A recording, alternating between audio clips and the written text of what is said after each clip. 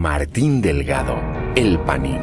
Era el terror del Cártel del Noreste, un grupo tan poderoso que ni el CJNG ni el Cártel de Sinaloa se atrevían a pisar su territorio.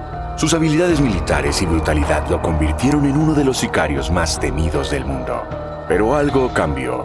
En una traición que nadie esperaba, el Panín abandonó el CDN para unirse a sus enemigos, la Malliza del Mayo Zambada. No viviría para arrepentirse. El 21 de octubre, en las calles de Culiacán, él y otros 18 sicarios cayeron en un brutal enfrentamiento con el ejército, defendiendo a su nuevo jefe hasta el último aliento.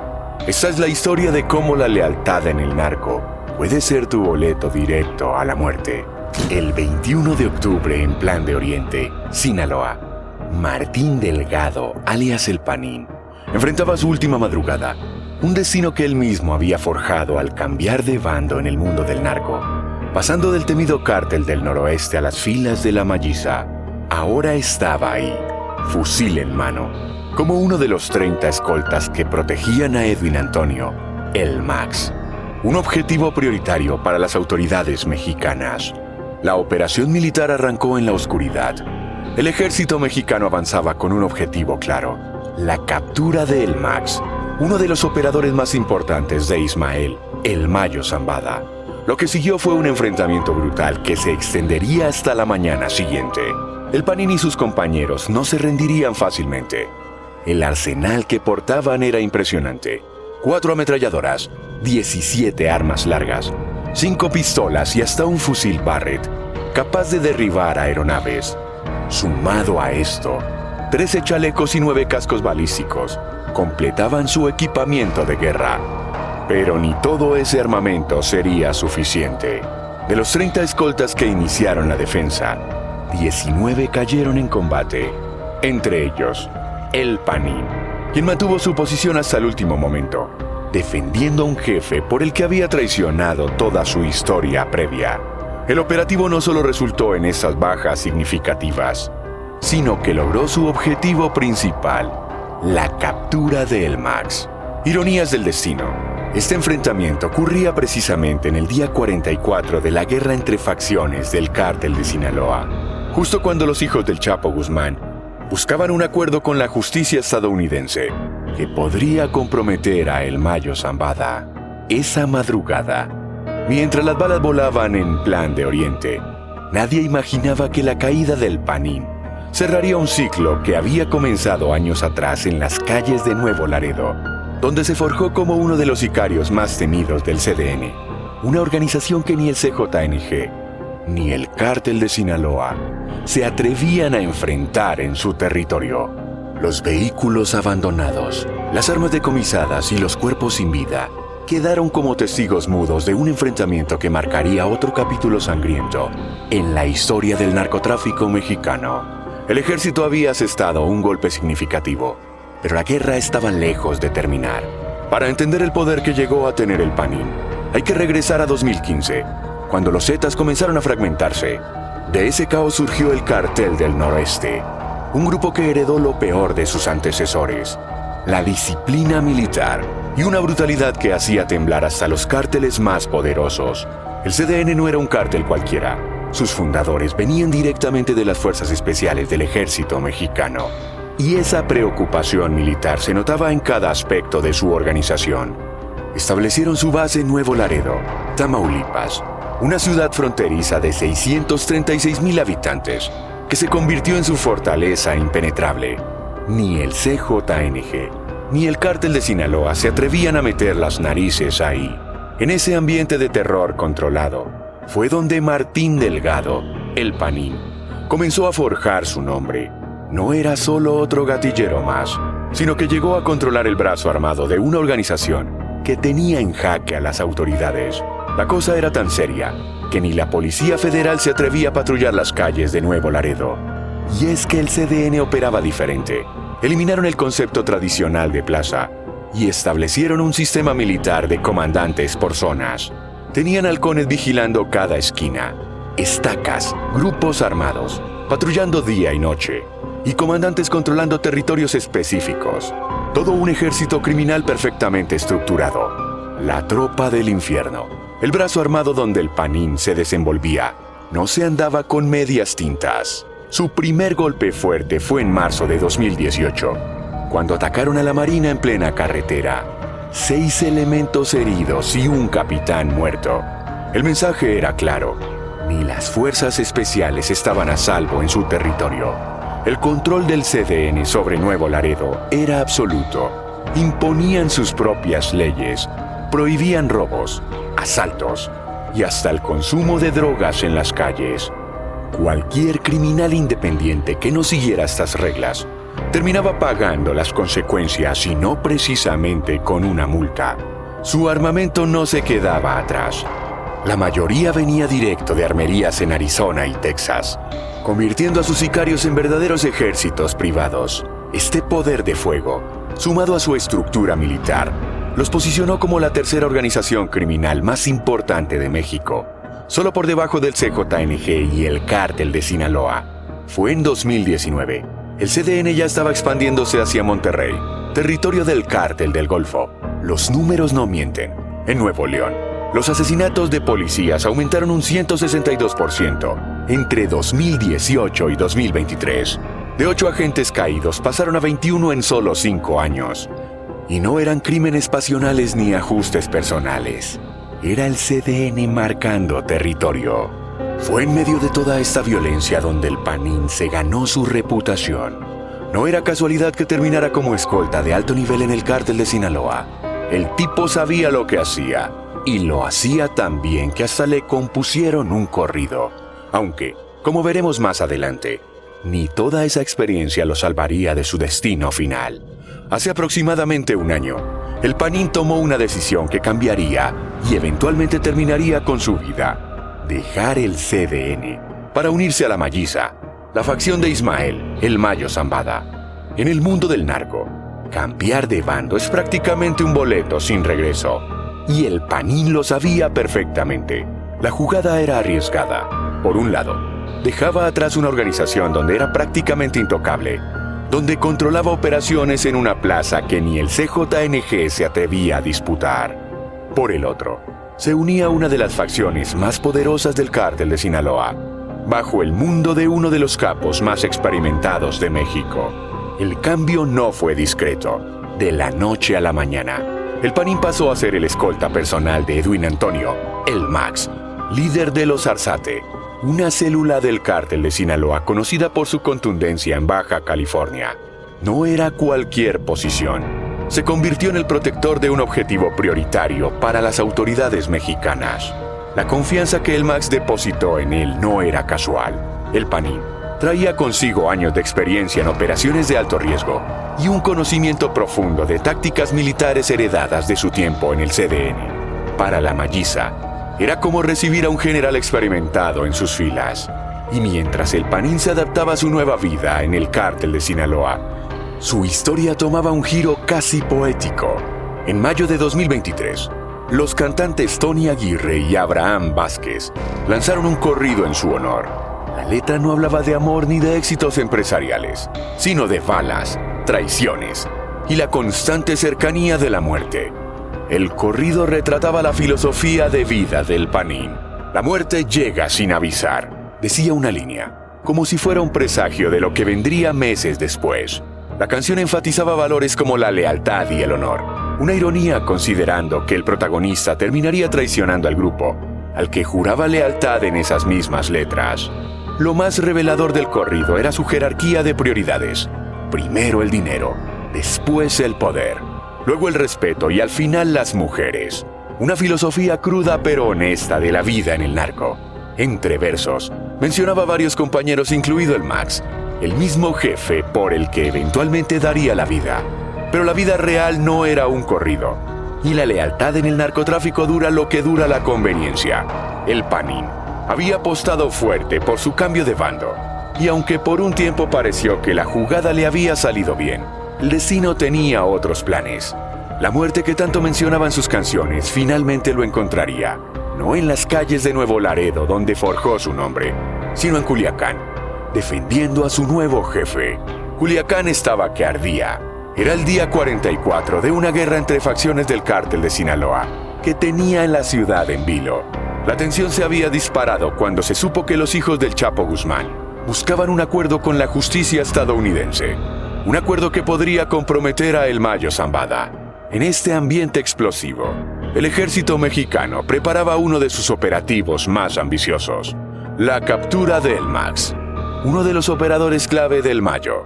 La inteligencia militar había estado siguiendo sus movimientos durante semanas, esperando el momento preciso para actuar. El Max no era un objetivo cualquiera. Como líder de los Arzate en Baja California, manejaba una de las células más efectivas del cártel. Y ahora, en medio de esta guerra interna, se había convertido en una pieza fundamental para mantener el control de la Mayiza en la región. Lo que el ejército no esperaba era encontrarse con una resistencia tan feroz. El grupo de 30 escoltas que protegía el Max en Plan de Oriente no eran sicarios improvisados. La mayoría tenía experiencia militar, y entre ellos estaba el Panín, quien había aprendido las tácticas más brutales durante su tiempo con el CDN. Desde la madrugada, el enfrentamiento se convirtió en una batalla campal. Los escoltas, equipados como un pequeño ejército privado, tenían órdenes claras: defender la posición a toda costa. El rugir de las armas largas y el estallido de las granadas rompieron el silencio de la noche sinaloense. Y ahí estaba el Panín, en primera línea, defendiendo al jefe que lo había acogido tras su traición al CDN. La ironía no podía ser más cruel. El hombre que había abandonado una organización temida por todo México, ahora moría defendiendo a su nuevo patrón. Las consecuencias del operativo fueron más allá de las bajas inmediatas. La captura de El Max y la muerte de 19 sicarios, incluido a El Panín, representaron un golpe devastador para la Mayiza. No solo perdieron a un líder estratégico, sino también a uno de sus elementos más capacitados en tácticas militares. Para el cártel de Sinaloa, este golpe llegaba en el peor momento, con la guerra interna en pleno apogeo y la amenaza de que los chapitos delataran a El Mayo. Perder a un operador del calibre de El Max y a un equipo de escoltas tan experimentado era un revés difícil de ignorar. La Sedena había logrado un golpe significativo, pero en el mundo del narco las victorias son efímeras. Mientras los militares contabilizaban las bajas y aseguraban el arsenal decomisado, en algún lugar de Sinaloa ya se estaban haciendo los ajustes necesarios para llenar el vacío dejado por El Max y sus hombres. Al final, el operativo demostró una verdad brutal del narcotráfico. No importa cuántas armas tengas ni cuán bien entrenado estés. Cuando el ejército decide ir por alguien, ni la experiencia del CDN, ni el poder del cártel de Sinaloa son suficientes para evitar el destino. El poder del CDN iba mucho más allá de las balaceras y los titulares. La cosa es que estos tipos revolucionaron la forma de operar de los cárteles en México.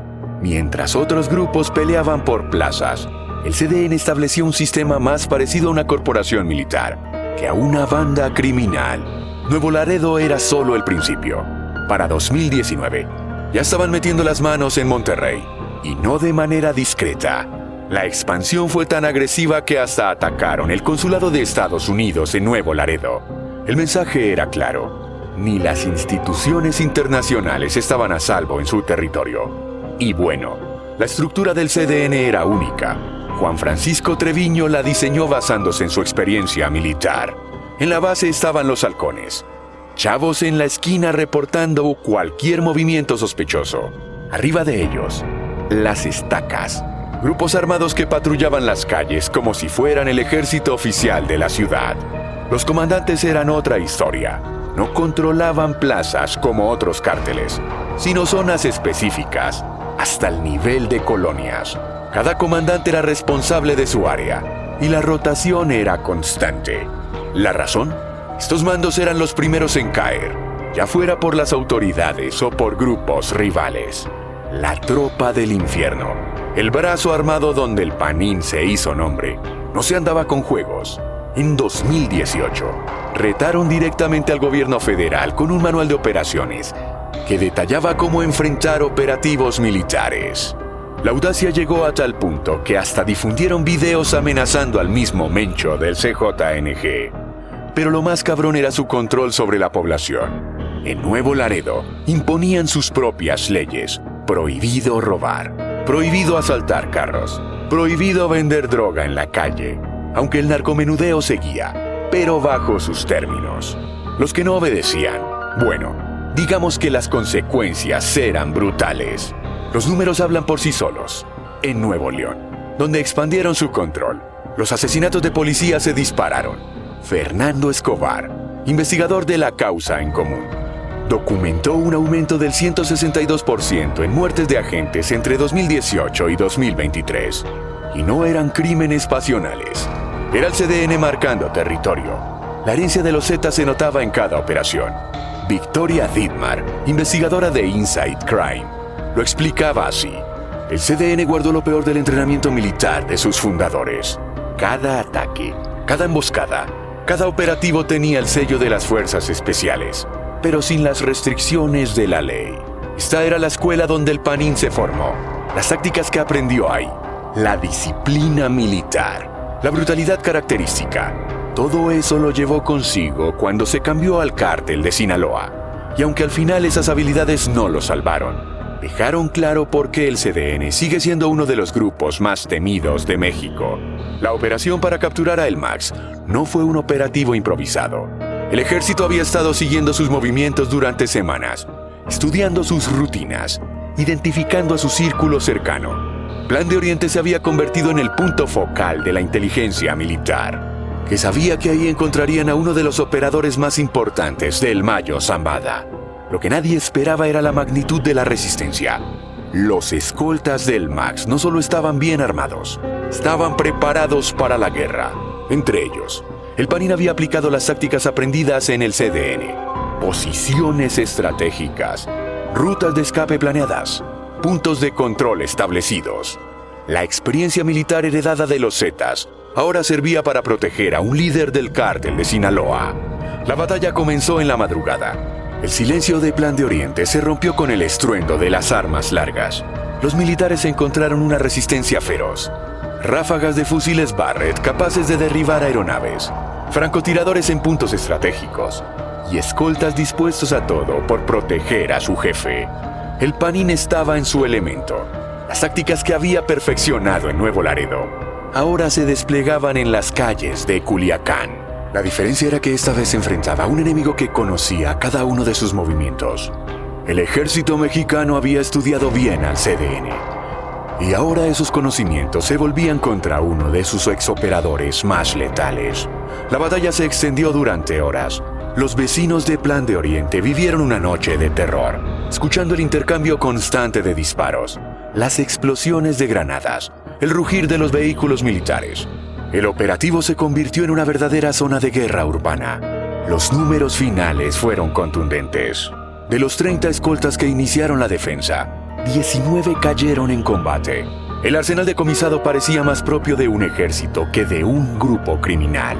Además de las armas ya conocidas, se encontraron equipos de comunicación encriptada, visores nocturnos y el equipo táctico de última generación. Para el cártel de Sinaloa, la pérdida fue más allá de las bajas humanas. El Max no era solo otro líder, era parte de la estructura de los Arzate, una célula crucial en las operaciones de Baja California. Su captura, sumada a la muerte de escoltas experimentados como el Panín, representa un golpe a la capacidad operativa del grupo. La Sedena había logrado más que una simple captura. El operativo demostró que ni siquiera la combinación de la experiencia militar del CDN con los recursos del cártel de Sinaloa era suficiente contra una operación militar bien planificada. El precio fue alto, la vida del Panín y otros 18 escoltas, pero el mensaje era claro: nadie, ni siquiera los más experimentados, es intocable. La muerte del Panín no pasó desapercibida en las redes sociales. A los pocos minutos de confirmarse su caída, las redes sociales se inundaron de homenajes. Una de las imágenes que más circuló lo mostraba en blanco y negro, sonriendo junto a un peluche, con una corona funeraria digital que decía: «Descanse en paz». La ironía era clara. El sicario más temido del CDN, fotografiado en un momento de aparente inocencia. «Hermano, la neta aún no asimilo lo que pasó», escribió alguien en un recuadro negro sobre la foto. «Muchas gracias por las enseñanzas, regaños y consejos. Aquí voy a seguir firme con tu legado». El mensaje terminaba con un emoji de sombrero, guiño no tan sutil a la facción del Mayo Zambada. conocido como el Señor del Sombrero. Otra imagen lo mostraba de espaldas, vistiendo una camiseta deportiva con el nombre Panin y el número 47. El pie de foto decía simplemente, con todos los que algún día, MD, acompañado de emojis de una paloma, un corazón negro y una cara llorando. El narcotráfico en la era de las redes sociales, donde la violencia se mezcla con el sentimentalismo digital. Pero mientras algunos lloraban su muerte en WhatsApp, la realidad en las calles era otra. El CDN, la organización que traicionó, probablemente celebraba su caída como una pequeña victoria. Y es que en el mundo del narco, la lealtad dura exactamente lo mismo que un estado en redes sociales. 24 horas. La captura del Max y la muerte del Panin dejaron un vacío que necesitaba llenarse rápido. El golpe llegó en el peor momento para la Malliza. Los hijos del Chapo buscando un trato con Estados Unidos. La guerra interna del cártel de Sinaloa en pleno apogeo. Y ahora perdían a uno de sus operadores más importantes, junto con un equipo de escoltas altamente capacitados. Para el CDN, las cosas tampoco eran color de rosa. La captura del Huevo en marzo de 2022 fue solo el principio. Después vino la detención de Alejandro Silva Delgado, alias el Tartas, considerado el heredero del poder. Pero como explica Victoria Dittmar, investigadora de Inside Crime, estas pérdidas rara vez debilitan realmente a la organización. Los testimonios en Nuevo Laredo lo confirman. A pesar de las capturas y las bajas, el control sigue. La gobernanza criminal sigue. El CDN mantiene su dominio sobre la ciudad fronteriza, con una mezcla de terror y orden perverso, prohibiendo robos y asaltos, controlando el narcomenudeo, imponiendo su ley con brutalidad característica. La tropa del infierno, ese brazo armado donde el Panin se formó, sigue siendo tan letal como siempre. Sus enfrentamientos con la Marina, sus emboscadas a la policía, su manual de operaciones para combatir al gobierno federal, todo sigue ahí, como un recordatorio de que la violencia es la única constante en este mundo. Los números son elocuentes. En Nuevo León, donde el CDN ha equipado su control, los asesinatos de policías aumentaron un 162% entre 2018 y 2023. Fernando Escobar,